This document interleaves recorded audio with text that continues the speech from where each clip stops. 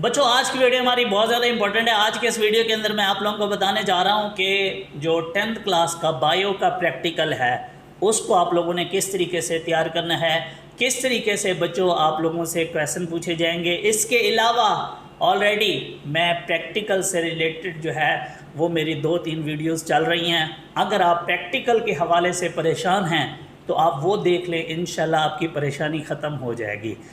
सबसे पहले तो मैं बच्चों बता दूं कि आप लोगों के टोटल जो प्रैक्टिकल के क्वेश्चंस होंगे वो टोटल 5 हैं। उसमें जो सबसे पहला क्वेश्चन है स्पेसिमन जो है वो दिए जाते हैं 5 और आपको कहा जाता है कि यार इनको ज़रा आइडेंटिफाई करके बताओ, इसमें से पैरामीशियम कौन सा है, अमीबा कौन सा है। तो इस तरीके से आपको 5 जो है वो स्पेसिमन दिए जाएंगे जिनको आपने आइडेंटिफाई करना है।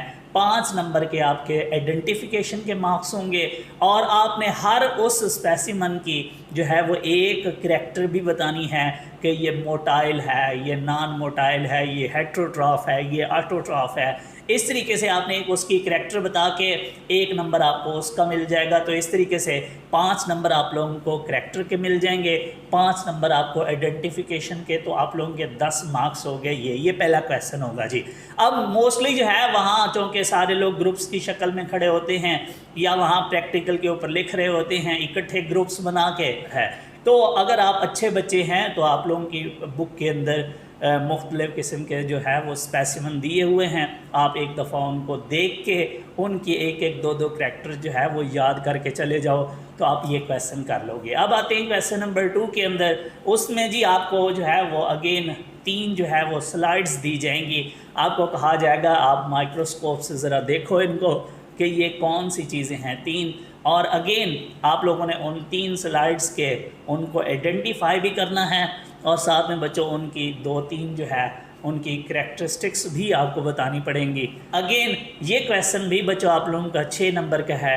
तो इस तरीके से 16 मार्क्स आप लोगों के ये हो गए।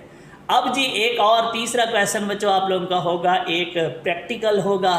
वो जो प्रैक्टिकल होगा उसमें 2 प्रैक्टिकल्स देगा, वो आपकी कॉपीज़ के अंदर मौजूद हैं। वो जो मोस्ट इम्पोर्टेंट प्रैक्टिकल्स हैं उसका तरीकाकार ये है, एक तो आप लोग अपने रेलिवेंट टीचर्स से भी पूछ सकते हो या पास्ट पेपर में जो ऑलरेडी आ चुके हैं उनको भी देख सकते हो। अगर फिर भी ना मिलें तो मेरे पास जो है मोस्ट इम्पोर्टेंट जो है वो प्रैक्टिकल मौजूद हैं, आप वो मुझसे भी ले सकते हो।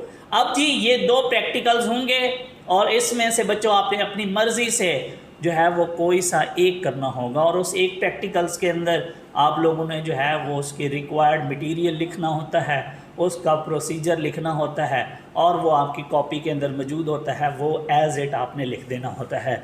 अगर वहाँ कहीं से कॉपी मिल गई तो आप उसको भी एज़ इट लिख देना। बट अगर आप अच्छे बच्चे हैं तो आप लोगों को वो प्रैक्टिकल्स तैयार करके जाने चाहिए। आप उन दोनों में से तो कोई एक ना एक आपको आता होगा तो आप कर लोगे। और बच्चों इसके बाद ये आप लोगों के 24 मार्क्स हो गए हैं जी। अब आप लोगों का बच्चों 3 नंबर का आपका वाइवा होगा। वाइवा के क्वेश्चन अंदर मौजूद होते हैं, वो बेसिक आप लोगों से क्वेश्चन पूछता है। वाइवे के दौरान आपसे एक मोस्ट इम्पोर्टेंट क्वेश्चन पूछेगा कि आप लोगों के बायो के अंदर कितने मार्क्स हैं 9th में। आप लोगों ने कहना है सर हमारे 60 मार्क्स हैं, किसी ने कहना है सर हमारे 58 हैं। किसी को ये लगता हो कि यार इसको शक पड़ जाएगा तो वो 50 से नीचे ना आए, तो इसलिए क्योंकि वो उन्हीं को देखते हुए आप लोगों को वावा के अंदर भी मार्क्स देगा और साथ में आप लोगों के जो प्रैक्टिकल है उसके अंदर भी मार्क्स देगा। क्योंकि अगर आप कहो कि सर मेरे 30 हैं या 20 हैं, वो कहेगा ये तो उधर तो ऑलरेडी ये फेल हो रहा है तो मैं इसको प्रैक्टिकल में कैसे मार्क्स दूँ। बट अगर आप जब अच्छे मार्क्स बताओगे तो वो कहेगा यार बच्चा अच्छा है, खैर है, स्कूल में कौन सा इसको किसी ने प्रैक्टिकल्स करवाए होंगे इसलिए इसको नहीं आते, बच्चे का फ्यूचर है तो मैं इसको ठीक करूं, इसको ख़राब ना करूं। तो वावा के अंदर आपने ये चीज़ लाजमी बतानी है। अगर वो पूछे तो ये ना हो कि अगर ना पूछे फिर भी उसको बताते रहो।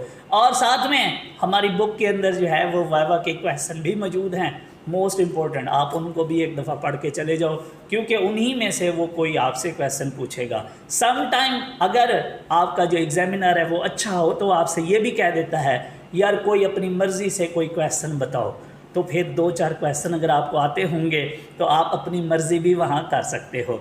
इसके बाद बच्चों एक आखिरी जो है चीज़, ये 3 नंबर का होगा जी। आखिरी चीज़ बच्चों आप लोगों की वो होगी 3 नंबर की कॉपी।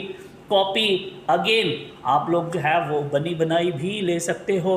कोशिश करो, अगर आप अच्छे बच्चे हैं तो मैं आपको यही सजेस्ट करूँगा कि अपनी कॉपी बनाओ, उसको अपने टीचर से चेक करवाओ और फिर लेके जाओ। अगर आप रिस्की लोग हैं और एवरेज स्टूडेंट हैं तो आजकल मार्केट्स में, अगर आप अच्छे बच्चे भी हैं तो आजकल मार्केट्स में जो है वो 2 तरह की कॉपीज़ मौजूद हैं। एक है जी आपको लिखी हुई जो है वो मिल जाती है अनचेक्ड, आप वो ले लो बच्चों, उसको खुद फिर चेक करवा लो और उसको आप यूज़ कर सकते हो, उसका कोई इशू नहीं है। एक ये है कि आप लोगों को जो है वो खुद ही बनानी पड़ेगी, और एक वो है जो पिछले 3-4 सालों से चलती आ रही है, आप वो भी यूज़ कर सकते हो। अब जो लोग बनी बनाई कॉपी लेंगे वहाँ उनको एक इशू ये आएगा कि जी वो आपसे कहेंगे कि जी ये तो इसके ऊपर आपने 9th के भी प्रैक्टिकल लिख दिए हैं, जबकि इस दफ़ा तो सिर्फ 10th में से प्रैक्टिकल आना है, तो ये आपने क्यों किया है। तो आपने कहना है सर जब ये 10th में से प्रैक्टिकल आएंगे 9th में से नहीं आएंगे, ये बोर्ड की तरफ से नोटिफिकेशन आया था, तब तक हमारे स्कूल वाले जो है वो प्रैक्टिकल करवा चुके थे, तो सर इसलिए इसके ऊपर 9th के भी प्रैक्टिकल लिखे हुए हैं, अदरवाइज़ सर हमें क्या ज़रूरत थी हम 9th के प्रैक्टिकल लिखते। दुआओं में याद रखिएगा बच्चों। Thank you so much. अल्लाह हाफ़िज़।